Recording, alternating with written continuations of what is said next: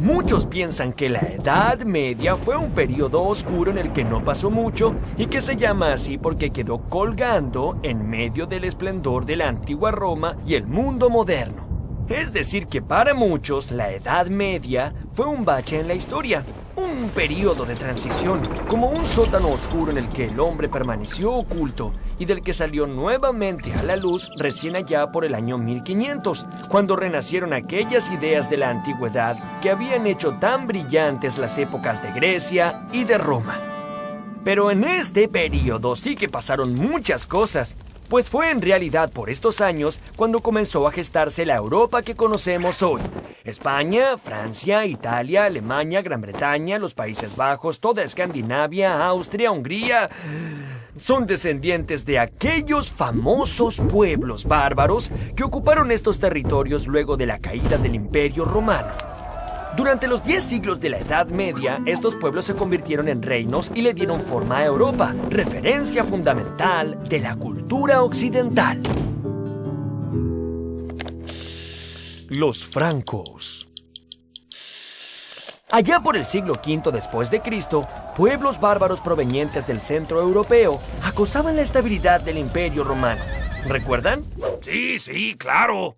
Muy bien, entonces también recuerdan que fueron los bárbaros germanos quienes finalmente en el año 476 entraron y destruyeron a Roma por completo.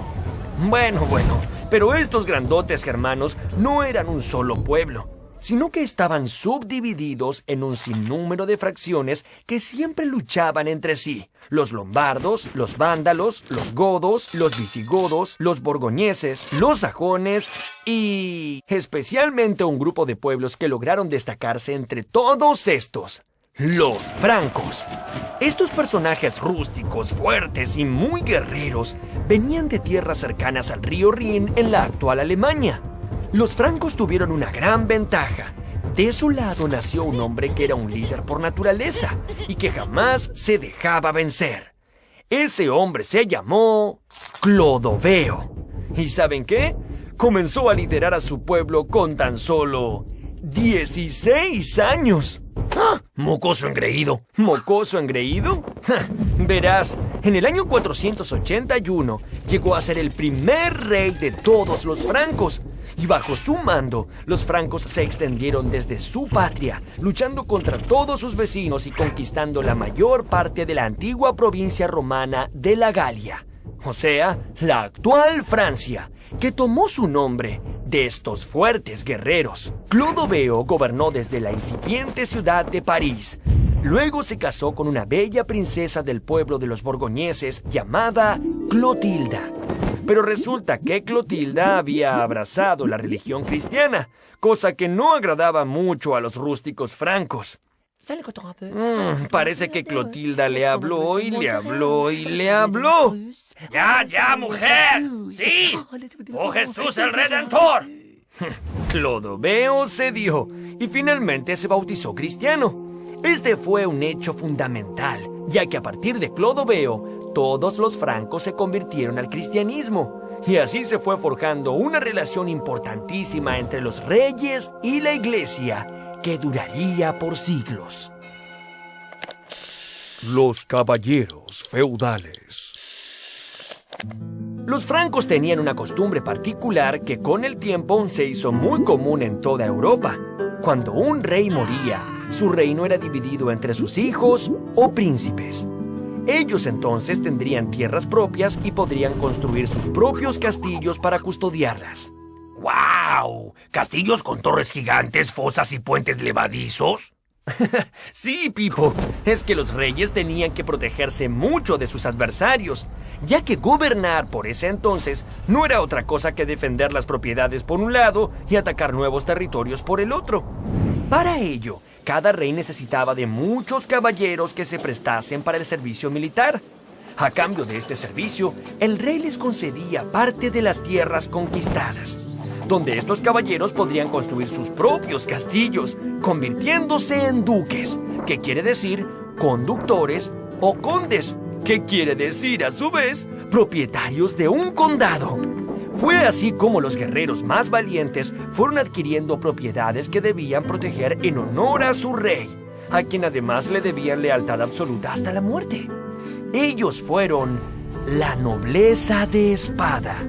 Gracias a la antigua costumbre de los francos, los hijos de los nobles heredaban esos mismos derechos, y al igual que sus padres, tendrían una porción de tierras que proteger. Esas tierras que circundaban al castillo y que eran llamadas feudos. Los feudos no estaban compuestos solo de tierras y castillos. En torno a las murallas de un castillo se extendían las aldeas de los campesinos. Estas también eran parte del feudo. Los campesinos trabajaban de sol a sol en los campos, pero no eran esclavos. Tampoco eran hombres libres, ya que estaban obligados a cumplir los designios del señor que los protegía desde el castillo. Este decidía sobre todas las cuestiones de la vida en su feudo. Así que si tenías la mala fortuna de tener un señor feudal cruel o injusto... ¡Quiero ver crecer mi reino! ¡No me importa si están cansados! No había remedio. La desgracia era tu único destino. Aún así, casi nadie se atrevía a abandonar la aldea en la que había nacido, porque más allá, en los bosques y pantanos, solo había caminos desamparados, hambre y el temor de ser interceptado por demonios o espíritus malignos. Ningún campesino sabía leer ni escribir, y rara vez sabían qué pasaba más allá de las colinas que delimitaban el horizonte. Esa falta de conocimiento sobre el mundo que los rodeaba les generaba muchos temores, y esos temores estaban reflejados en fabulosas supersticiones sobre magos, brujas y dragones. El orden feudal. En la Edad Media la vida se caracterizó por una lucha incesante. Los nobles se unían en sólidos ejércitos que se debían lealtad los unos a los otros y a su vez, todos juntos le debían lealtad a su rey. Pero si lo único que hacían era luchar, ¿cómo se mantenían? ¿De dónde salían sus riquezas? Muy buena pregunta, Pipo. Para que los nobles tuvieran caballos, armaduras, espadas, capas y comida, los campesinos de cada feudo debían trabajar sin descanso. Ellos producían todos los alimentos que comían sus señores, y lo que sobraba también era tomado por estos señores para intercambiarlo por todo aquello que necesitaban en sus campañas militares. ¡Wow! Algo así como lo que tengo es mío, lo que sobra es mío, lo que no tengo es mío y lo tuyo también es mío. La sociedad feudal funcionaba como una gran rueda. Sobre ella se apoyaban tres grandes grupos que nunca se mezclaban entre sí. Aquellos que se dedicaban a luchar eran los nobles caballeros. Aquellos que se dedicaban a rezar eran los monjes del clero. Y aquellos que se dedicaban a trabajar la tierra eran los campesinos. Cada grupo dependía del otro. Si los campesinos no eran defendidos por los nobles, no podrían cultivar la tierra. Y si los nobles y la iglesia no tenían que comer, ¿cómo iban a pelear y a rezar?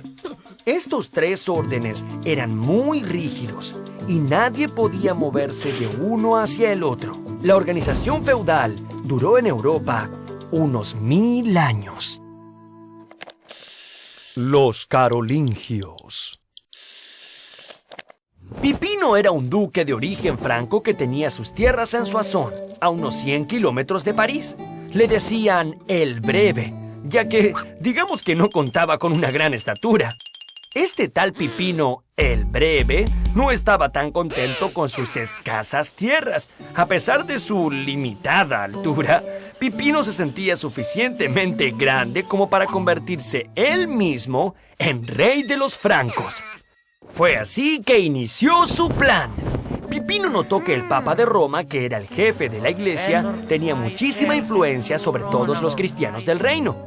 Entonces mandó ejércitos a Italia para defenderlo de invasores y agresores, permitiéndole crear los estados pontificios, que eran algo así como el reino de la iglesia. En agradecimiento, el Papa Zacarías le dio todo su apoyo, y en el año 754 fue coronado el nuevo rey de todos los francos.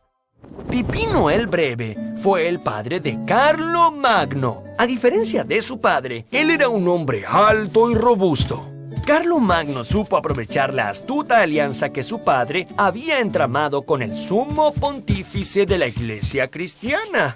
Entonces envió nuevos ejércitos a Roma y estos hicieron aún más extensos y poderosos los territorios gobernados por el Papa. En retribución, el Papa nombró a Carlomagno Romanorum Ecclesia Protector. Si no lo entendieron, fue algo así como protector de la Iglesia de Roma. Con ese título, el gran rey de los francos se lanzó hacia el norte y hacia el sur, hacia el este y hacia el oeste, con el fin de conquistar, subyugar y cristianizar a todos los habitantes del continente europeo. Después de incansables campañas contra los lombardos, los sajones, contra los ávaros, contra los eslavos, contra los godos y contra los visigodos, Carlomagno había logrado formar un gran imperio. Pero no fue tan solo un gran conquistador. Carlomagno quiso unificar a todos los señores y aldeas de su imperio en una sola religión y bajo una misma cultura, basando su poder en el conocimiento. Las primeras universidades. Casi 800 años más tarde del nacimiento de Cristo, Carlomagno se había convertido en una figura emblemática de toda Europa continental, y su imperio fue llamado el Imperio Carolingio. A pesar de ser un rey tan poderoso, Carlomagno no había ido a la escuela ni había tenido profesores durante su infancia. Es que, como ustedes saben, los nobles de esa época solo se ocupaban de luchar y conquistar territorios, y creían que elucubrar complejos cálculos matemáticos o filosofar acerca del mundo era una inútil pérdida de tiempo. Pero Carlomagno pensaba distinto, y a pesar de su escasa instrucción, tuvo una visión innovadora y completamente revolucionaria para la época. En su corte reunió sabios y poetas de distintas partes del mundo, a quienes invitaba para discutir sobre cuestiones que iban desde la importancia de Dios hasta el origen del mundo y de las estrellas. Él mismo aprendió a hablar el latín, que era el idioma de los antiguos romanos, y obligó a que sea enseñado en muchas iglesias y monasterios de su imperio. Sin embargo, le resultaba muy difícil escribir, ya que su mano estaba entumecida de tanto sostener su pesada espada de hierro. Los monjes tenían a su cargo documentar todos esos conocimientos universalistas que allí se enseñaban. Este fue el origen de las universidades, tal como las conocemos hoy. 2 siglos después de Carlomagno, de aquellos monasterios, nacieron muchas universidades, por ejemplo, la Universidad de Bolonia, en Italia, que fue fundada en el año 1088 y es la más antigua de Europa, o la de Oxford, en Inglaterra, que fue creada en el año 1096. Catedrales. La alianza entre Carlomagno y el Papa fue cosa seria. El rey mandó a construir muchísimas iglesias y monasterios a lo largo y a lo ancho de su imperio. Al comienzo, las iglesias románicas se caracterizaban por sus grandes bóvedas oscuras y frías, donde reinaba un clima apagado, que acentuaba el espíritu místico religioso. Pero también eran así porque los arquitectos de esa época no dominaban sofisticadas técnicas de construcción, y su prioridad era evitar que todo se desmoronara. Varios siglos más tarde, allá por el año 1100 después de Cristo, un nuevo estilo comenzó a adueñarse de las catedrales de Europa. Es que los arquitectos comenzaron a diseñar iglesias con ventanas mucho más grandes, adornadas con vidrios de colores que representaban escenas de la vida de Cristo y que lograban un ambiente de gran luminosidad. Estas fueron llamadas catedrales góticas. El mayor milagro de las catedrales góticas era el uso de vigas de arco que desplazaban el peso hacia los costados. Sus enormes y luminosas bóvedas lograban sostenerse sobre columnas muy delgadas, generando grandes elevaciones en un espacio etéreo. El cambio del estilo románico al estilo gótico reflejó un cambio en la mentalidad medieval. Mientras que el románico se apegaba a la tierra, el gótico se elevó hacia el cielo, con sus altas e interminables torres que se elevaban para estar más cerca de Dios. La coronación de Carlomagno. En la noche de Navidad del año 800, Carlomagno se hallaba rezando en la Basílica de San Pedro, en Roma. el Papa León III se le acercó y mientras todo el pueblo se arrodillaba ante él, lo coronó emperador del Imperio Romano Germánico. Así, el gran reino de Carlomagno se transformaría en un imperio que quiso hacer revivir la grandeza del antiguo Imperio Romano. La enorme diferencia era que los soberanos de este imperio no eran romanos, sino germanos. Sí, aquellos mismos que siglos antes habían destruido a Roma, pero que ahora, con sus estratégicas alianzas con el Papa, habían decidido cristianizar y volver a unificar a toda Europa. Para mostrarle sus respetos al nuevo emperador, enviados de todo el mundo llegaron a la corte de Carlomagno. El gran príncipe musulmán de Oriente, Harún al-Rashid, le envió preciosos tesoros y, escuchen esto, hasta un elefante. ¡Arre, holgazán, arre! La inteligencia, la fuerza de voluntad y la superioridad con la que gobernó Carlomagno destacó a toda una época. Pero, desafortunadamente, todos estos logros estaban atados a su propia personalidad y se disolvieron poco después de su muerte. 14 años después de su coronación, en el año 814, el imperio fue repartido entre sus 3 nietos y pronto se descompuso en los reinos de Alemania, Francia e Italia. Las escuelas creadas por Carlomagno decayeron y el arte de leer y escribir se mantuvo aislado en algunos monasterios dispersos. El Sacro Imperio Romano de la nación alemana, la gran obra de Carlomagno, no perduró por mucho tiempo. Y en los siglos posteriores, Europa volvió a caer en guerras e invasiones incesantes que imposibilitaron cualquier esfuerzo de unidad y crecimiento común. Este, que fue el principal objetivo de Carlomagno, sigue siendo hoy uno de los principales anhelos de todos los estados que componen a Europa en la actualidad.